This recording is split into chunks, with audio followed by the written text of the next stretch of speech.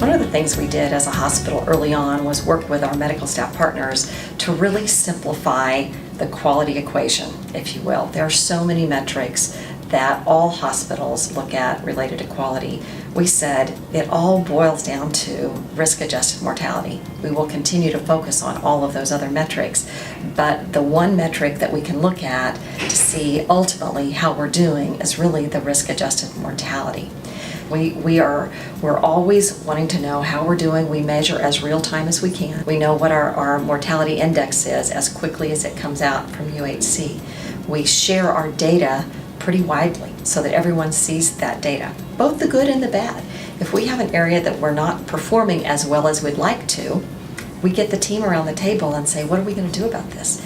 It's really about that collaborative approach that we have. When you see any major initiative around quality, you will see medical staff members working with hospital members from across the organization, whether it's the nurse or it's a pharmacist or it's the respiratory therapist. They will work collaboratively with the physician to really help address those quality metrics in our hospital.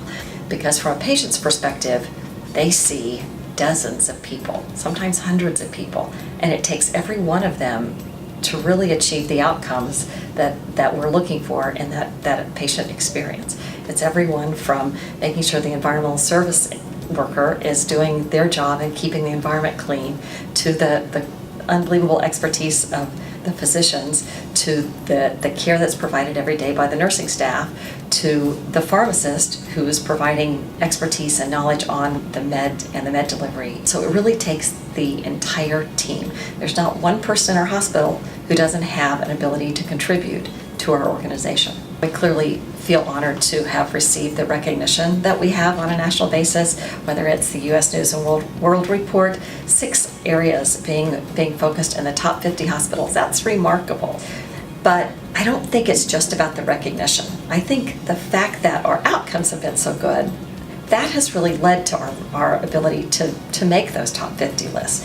If you really peel it away, it still goes back to outcomes, and it always goes back to the patient.